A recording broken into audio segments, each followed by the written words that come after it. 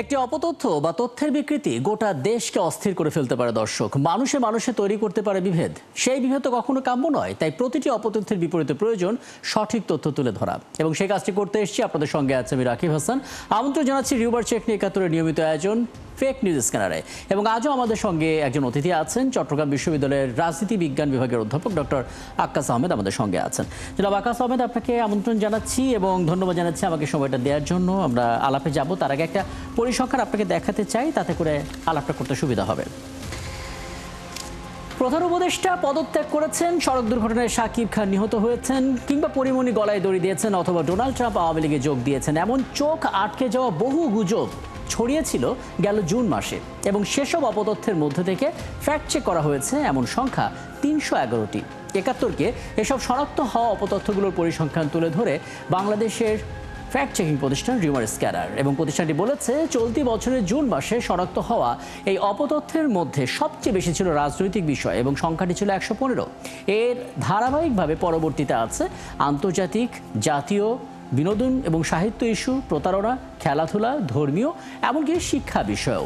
শনাক্ত হওয়া এই সমস্ত ৩১১টি অপতথ্যের মধ্যে ভিডিও কেন্দ্রিক ভুলই ছিল সবচেয়ে বেশি, এবং সেই সংখ্যাটি ১৫৩টি। এরপরেই ছিল তথ্য কেন্দ্রিক ভুল, যেখানে ছবি ব্যবহার করে গুজব ছড়ানো হয়েছে। এ সমস্ত তথ্যের সবকিছুই আসলে মিথ্যা বলেই প্রমাণিত হয়েছে। প্ল্যাটফর্ম হিসেবে জুন মাসে ফেসবুকে সবচেয়ে বেশি ভুল তথ্য ছড়িয়েছে। সংখ্যা হিসেবে সেটি ছিল ৩০৩টি। এছাড়া ইনস্টাগ্রামে ৬৬টি, ইউটিউবে ৬৮টি, এক্সে ১৯টি, টিকটকে ২৩টি, এবং লিঙ্কডইনে অন্তত একটি ভুল তথ্য প্রচারের প্রমাণ মিলেছে। ব্যক্তি হিসেবে সবচেয়ে বেশি গুজবের শিকার হয়েছেন প্রধান উপদেষ্টা ডক্টর মোহাম্মদ ইউনূস। আর রাজনৈতিক দল হিসেবে সবচাইতে বেশি অপতথ্যের শিকার হয়েছে রাজনৈতিক দল বিএনপি। আলাপে যাই, চলুন। আমাদের সঙ্গে আগে জেনেছে আছেন চট্টগ্রাম বিশ্ববিদ্যালয়ের রাজনীতি বিজ্ঞান বিভাগের অধ্যাপক ডক্টর আক্কাস আহমেদ। জনাব আক্কাস আহমেদ, আপনাকে স্বাগত জানাচ্ছি এবং ধন্যবাদ জানাচ্ছি। আমরা দেখছিলাম পরিসংখ্যান গেল মাসের, এবং ৩১১টি ভুল তথ্য শনাক্ত করেছে রিউমার স্ক্যানার, এবং শনাক্ত করেছে ৩১১। তার মানে আমরা যেগুলো শনাক্ত করতে পারিনি তার সংখ্যাটা নিশ্চিতভাবে অনেক বড়। মানে প্রথমত রাষ্ট্রের জন্য কতটা ঝুঁকি তৈরি করলো এই তথ্য, এবং আমাদের আসলে ঠিক এই মুহূর্তে কতটুকু ব্যাপারটাকে সিরিয়াসলি নিয়ে সমাধানের পথে হাঁটা উচিত, কোন জায়গাটাতে নিয়ে সবার আগে কাজ করা উচিত। শুরুতে ঝুঁকির কথাটা একটু বলে নেবেন আমাদেরকে। ধন্যবাদ আমাকে কিছু বলার সুযোগ দেওয়ার জন্য। আসলে এটা হচ্ছে যে আমরা জানি যে সাধারণত রাষ্ট্রীয় পর্যায়ে, জাতীয় এবং আন্তর্জাতিক পর্যায়ে যে রিউমার হয়, যে প্রোপাগান্ডা ছড়ানো হয়, এটার পিছনে কিন্তু আর্থসামাজিক রাজনৈতিক একটা উদ্দেশ্য থাকে। তো বাংলাদেশে আমাদের মাননীয় প্রধান উপদেষ্টা বলেন বা বিএনপি বলেন, যে রাজনৈতিক দল সর্ববৃহত্তম বাংলাদেশের সর্ববৃহৎ রাজনৈতিক দল, এটা হচ্ছে যে এটা প্রোপাগান্ডাটা ছড়ানো হচ্ছে যে এটা আমি বলি যে ডিলেজিটিমাইজ করার জন্য। ডিলেজিটিমাইজ মানে হচ্ছে কি, এখন একটা লেজিটিমেট গভর্নমেন্ট হচ্ছে কি রুলিং গভর্নমেন্ট, যেটা ইন্টারিম গভর্নমেন্ট, এটা কিন্তু লেজিটিমেট গভর্নমেন্ট, এটা একটা ভ্যালিড গভর্নমেন্ট। এটাকে ডিলেজিটিমাইজ করার জন্য এবং ভবিষ্যতে এই যে তারেক রহমানের নেতৃত্বে, জনাব তারেক রহমানের নেতৃত্বে যে বিএনপি, বাংলাদেশ ন্যাশনালিস্ট পার্টি, এটার যে একটি সম্ভাবনা, ক্ষমতায় আসার যে একটি সম্ভাবনা, সেই সম্ভাবনাকে নষ্ট করার জন্য, সেই সম্ভাবনাকে ধূলিসাৎ করে দেওয়ার জন্য বিভিন্ন মহল থেকে, বিশেষ করে বিরোধী রাজনৈতিক দল থেকে বিভিন্ন প্রোপাগান্ডা, বিভিন্ন ষড়যন্ত্র শুরু হয়েছে, যাতে বিএনপি ক্ষমতায় আসতে না পারে। এবং পাশাপাশি আমাদের যে মাননীয় প্রধান উপদেষ্টা, উনি তো আমি বলবো যে বাংলাদেশের গৌরব, বাংলাদেশের অহংকার, এবং উনি একমাত্র বাংলাদেশের একমাত্র নোবেল লরিয়েট। ওনার যে জ্ঞান, ওনার যে উচ্চতা, ওনার যে পড়াশোনা, সেটা নিঃসন্দেহে আমাদের জন্য গৌরবের বিষয়। এবং ওনার যে অর্জিত জ্ঞান এবং দক্ষতা, সেটা কাজে লাগিয়ে দেশের যে আর্থসামাজিক এবং অর্থনৈতিক উন্নয়নের যে অগ্রগতি, অলরেডি আমরা দেখেছি যে আমাদের যে এই যে বৈদেশিক মুদ্রার রিজার্ভ, সেটা বেড়েছে, আমাদের আমদানি রপ্তানি বেড়েছে, আমাদের অলরেডি রাজনৈতিক স্থিতিশীলতা এসেছে, এবং অনেকগুলো চ্যালেঞ্জ মোকাবেলায় বাংলাদেশ সরকার সক্ষম হয়েছে। সেই সক্ষমতার জায়গা থেকে যাতে সরকারকে বিব্রত করা যায় এবং সরকারকে ক্ষতিগ্রস্ত করা যায়, সেজন্য এই প্রোপাগান্ডাগুলো শুরু হয়েছে। এবং আমি বলবো যে এই প্রোপাগান্ডাগুলো কিন্তু বন্ধ করা সম্ভব। সেই বন্ধ কিভাবে করতে হবে সেই বিষয়ে যদি আমি একটুখানি বলি, সেটা হচ্ছে কি, সাইবার সিকিউরিটি ট্রাইব্যুনাল করে যারা এই সমস্ত ফেক নিউজ বা প্রোপাগান্ডা ছড়ানোর ক্ষেত্রে জড়িত, তাদেরকে আইনের আওতায় নিয়ে এসে দ্রুততম সময়ের মধ্যে সাইবার সিকিউরিটি ট্রাইব্যুনাল করে তাদেরকে শাস্তি দিতে হবে। তাহলে দু একটা শাস্তি দিতে পারলেই কিন্তু এগুলো প্রপাগান্ডাগুলো কিন্তু কমে যাবে এবং আমাদের যে রাজনৈতিক এটা নিঃসন্দেহে খুব চমৎকার একটা পরামর্শ দিয়েছেন। সাইবার সিকিউরিটি ট্রাইব্যুনাল গঠন করে যদি আমরা দ্রুতভাবে সেই বিচারগুলো কার্যকর করতে পারি তাহলে হয়তো দৃষ্টান্ত তৈরি হবে এবং নতুন করে গুজব হয়তো অনেকে ছড়াবেন না। মুশকিলটা হচ্ছে যারা গুজব ছড়াচ্ছেন তাদের বেশিরভাগই দেখা যাচ্ছে ক্রস বর্ডার, দেশের বাইরে বসে কাজটা করছেন এবং তারা সোশ্যাল মিডিয়ার ফেক অ্যাকাউন্টগুলো তৈরি করছেন। আমরা আবার তাদেরকে আইনের আওতায় আনতে গেলে এই সমস্ত টেক জায়ান্টদের সঙ্গে মিটিং করতে হয় এবং সেই জায়গাটাতে আমাদের একটা বড় দুর্বলতা রয়েছে, যেটা অনেকেই বলেন। এটা নিয়ে আসলে কি করণীয়? এটা একটা ভালো প্রশ্ন করেছেন। আপনারা জানেন যে বাংলাদেশ হচ্ছে একটা বহুসাগরীয় রাষ্ট্র এবং বাংলাদেশে আমাদের পার্শ্ববর্তী রাষ্ট্র একটা হচ্ছে মিয়ানমার, একটা হচ্ছে ভারত। ভারতে বিভিন্ন প্রপাগান্ডা আছে, মিয়ানমারের পক্ষ থেকে আমাদের চালানো হয়। বিশেষ করে আমাদের যে বংশাল তাদের যেটা প্রবেশাধিকার সেটা নিশ্চিত করার জন্য তারা এখানে বিভিন্ন প্রপাগান্ডা চালিয়ে যাচ্ছে।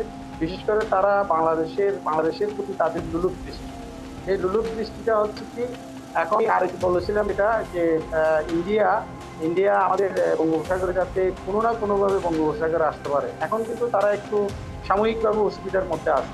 বাংলাদেশের পররাষ্ট্রনীতিকে, বাংলাদেশের সরকারকে প্রভাবিত করার জন্য এবং তাদের স্বার্থের অনুকূলে আমাদের পররাষ্ট্রনীতি যাতে ভারতীয় সরকারের অনুকূলে চলে যায়, সেই জন্য আমাদের উপর চাপ সৃষ্টি করা হচ্ছে, বিভিন্ন প্রবন্ধা সৃষ্টি করা হচ্ছে, যাতে করে আমরা তাদের প্রতি নতজানু হয়ে যাই এবং তাদের যে পাতানো ফাঁদ, সেই ফাঁদে যাতে আমরা পড়ে যাই এবং সেভাবে তারা একটি পরিকল্পনা করছে, সেই ব্যাপারে আমাদের কিন্তু সতর্ক থাকতে হবে। এবং আমাদের যদি বলি যে আমাদের যে বিজিবি আছে বা আমাদের যে ডিজিএফআই আছে, এনএসআই আছে, আমাদের যে গোয়েন্দা সংস্থা আছে, তাদেরকে সক্রিয় থাকতে হবে, অ্যাক্টিভ থাকতে হবে, যাতে দেশের বিরুদ্ধে কেউ কোনো মানে খারাপ কিছু করতে না পারে, আমাদের সিকিউরিটি এবং আমাদের স্বাধীনতা সার্বভৌমত্ব যাতে সুরক্ষিত থাকে সে ব্যাপারে যথাযথ একটা কথা প্রায় অনেকে বলেন জনাব আকাশ আহমেদ, সেটা হচ্ছে যে অপতথ্যকে আসলে ঠেকাতে হয় তথ্য দিয়ে। তার মানে যারা আসলে অপতথ্যগুলো ছড়াচ্ছে সেই পথগুলো বন্ধ করার একটা বড় মাধ্যম হচ্ছে এই অপতথ্যগুলোর ফ্যাক্ট চেক তুলে ধরা।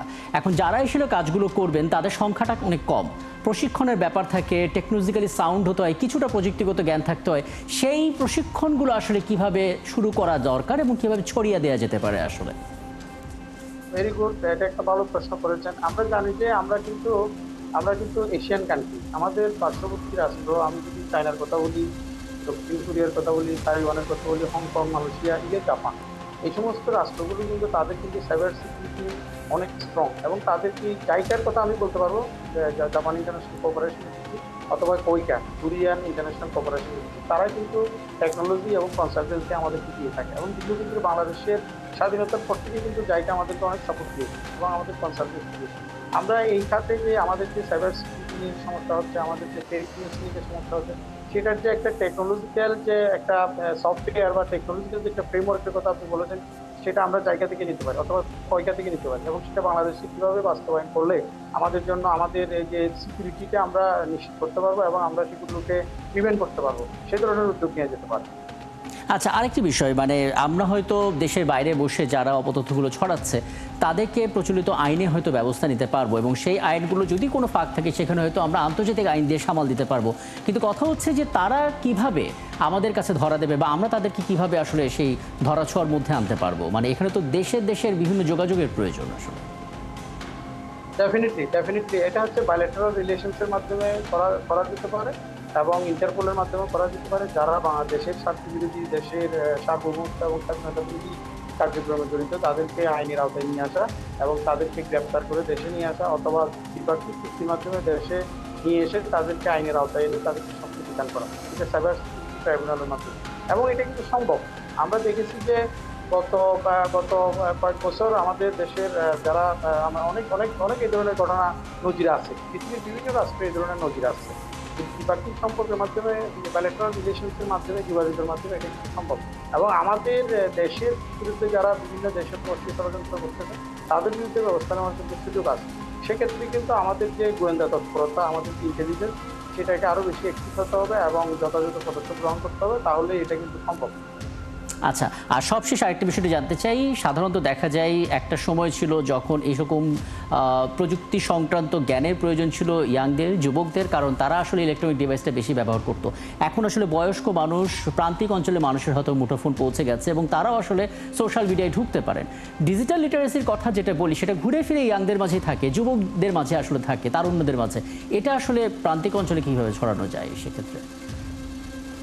না, প্রান্তিক অঞ্চলে এগুলো করা যায়। আমাদের তো এখন তো আমরা তো অনেকটাই ডিজিটাল। আমাদের তো একেবারে টেকনাফ থেকে তেঁতুলিয়া পর্যন্ত প্রায় প্রত্যন্ত অঞ্চলে, প্রান্তিক অঞ্চলে তো এখন মানে টেকনোলজি চলে গেছে এবং আমাদের যে কানেক্টিভিটি চলে গেছে, নেটওয়ার্ক চলে গেছে, কাজেই তাদেরকে ফ্রেমওয়ার্কের মধ্যে নিয়ে আসা সম্ভব, যোগাযোগের মধ্যে নিয়ে আসা সম্ভব। এবং এটা হচ্ছে কি আসলে আমরা যে জিনিসটা আমি বলবো, আমাদের বাংলাদেশ কিন্তু যদিও গত বিগত সরকার বাংলাদেশ বা ডিজিটাল বাংলাদেশ যেভাবে প্রচারণা চালিয়েছিলেন, সেভাবে কিন্তু আমরা ডিজিটাল হতে পারিনি, সেভাবে কিন্তু আমরা স্মার্ট হতে পারিনি।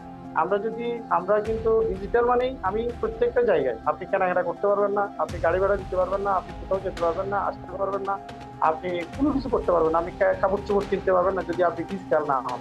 সেটা হচ্ছে ডিজিটাল। অর্থাৎ প্রত্যেকটা সেক্টরে আপনি সফটওয়্যার, আপনি ঘরে বসে কম্পিউটার টেকনোলজি ব্যবহার করে যে সেবা আদান প্রদান, সেটাই হচ্ছে কিন্তু ডিজিটাল। আমাদের দেশে ডিজিটাল হয়েছে, কিন্তু সেই কাঙ্ক্ষিত লক্ষ্যে আমরা এখনো বুঝতে পারি না। এই যে ইস্ট এশিয়ার কথা যে বললাম, যে কোরিয়া, সিঙ্গাপুর, মালয়েশিয়া বা জাপান, যে সমস্ত ইস্ট এশিয়ান কান্ট্রিগুলো যে বললাম, উদাহরণ দিলে পরামর্শ আপনার কাছ থেকে আমরা পেলাম এবং নিশ্চিতভাবে এগুলো যদি ঠিকঠাক মতো বাস্তবায়ন করা যায়, কিছুটা হলেও হয়তো আমরা এই গুজব, যেটা আসলে বৈশ্বিক সমস্যা, সেটা আমরা আসলে কিছুটা হলেও সামাল দিতে পারবো।